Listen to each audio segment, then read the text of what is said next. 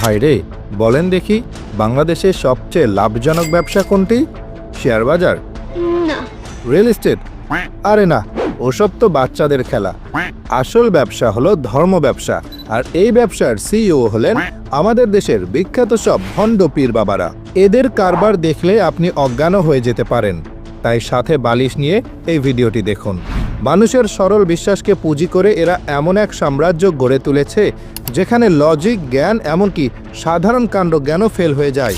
এই বাবাদের দরবারে গেলে আপনার মনে হবে কোনো এক অলৌকিক জগতে এসে পড়েছেন।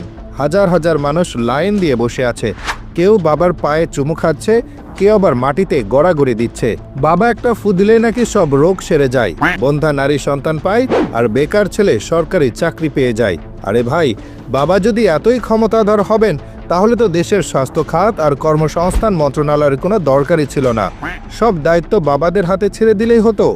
এদের মুরিদরা বাবার জন্য কোটি কোটি টাকা খরচ করে, কিন্তু নিজের অসুস্থ বাবা মায়ের চিকিৎসার জন্য টাকা খরচ করতে গেলে তাদের পকেট গড়ের মাঠ হয়ে যায়। কি অদ্ভুত ব্যাপার, তাই না? চলুন এই সুপারস্টার বাবাদের কয়েকজনের সাথে পরিচিত হওয়া যাক। যেমন ধরুন আটরশির পীর সাহেবের কথা। বিশ্ব জাকির মঞ্জিল নিয়ে তার একটা বই আছে। সেই বইয়ে তিনি লিখেছেন, এনায়েতপুরী সাহেব নাকি তিরোধানের পূর্বে তাকে বলে গেছেন, বাবা তোর ভালো ও মন্দ দুটোই আমার হাতে রইল। ভাইরে, এ তো দেখি আল্লাহর চেয়েও বড় পাওয়ার নিয়ে বসে আছে।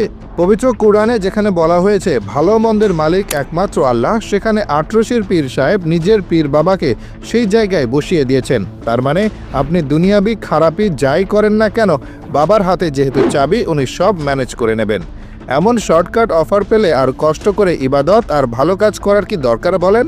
এবার আসি আরেকজন হেভি ওয়েট খেলোয়াড়ের কথাই, কুতুববাগী পীর।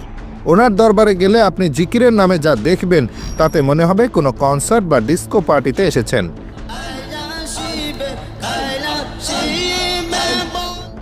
নারী পুরুষ একসঙ্গে এমন নাচানাচি করে জিকির করে যা দেখলে আপনার মাথা ঘুরে যাবে।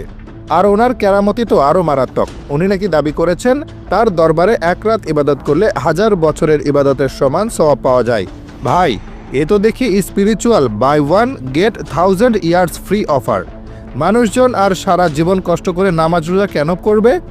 একবার কুতুববাগী বাবার দরবারে গিয়ে এক রাত নেচে এলেই তো 1000 বছরের প্যাকেজ কনফার্ম। নাউজুবিল্লাহ।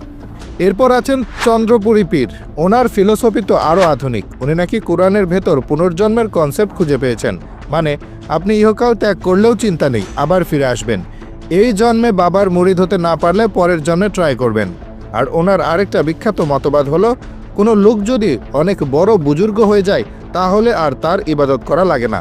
বাহ, এ তো দেখি ভিআইপি পাস। মানে আপনি যত বুজুর্গ হবেন ততই নামাজ রোজা থেকে ছুটি। সাহাবায়ে কেরামরা তো তাহলে কিছুই বুঝলেন না।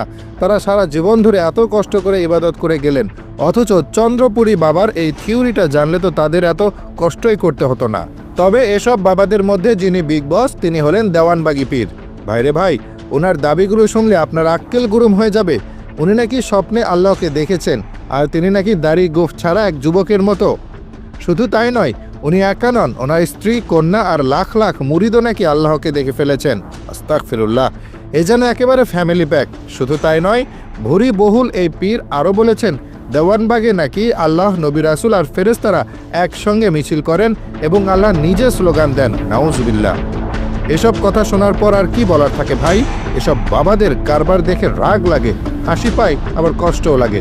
হাজার হাজার মানুষ এদের ধোঁকায় পড়ে টাকা পয়সা, সম্মান, এমনকি ঈমান পর্যন্ত হারাচ্ছে। অথচ এদের লাইফস্টাইল দেখলে আপনার মনে হবে এরা কোনো পীর নয়, বরং এক একজন দুবাই শেখদের চেয়েও বড় কেউ। আসল কথা কি ভাই জানেন? ইসলাম হলো ঈমান, বিশ্বাস, সরলতা আর ভালোবাসার ব্যাপার। এটা কোনো শর্টকাট প্যাকেজ ডিল না যে কোনো বাবার কাছে গেলেই জান্নাতের টিকিট হাতে ধরিয়ে দেবে। নিজের বিবেক আর জ্ঞানকে কাজে লাগান, কোরআন হাদিস পড়ুন, দেখবেন আসল পথ খুঁজে পেতে কোনো বাবার দরকার হবে না।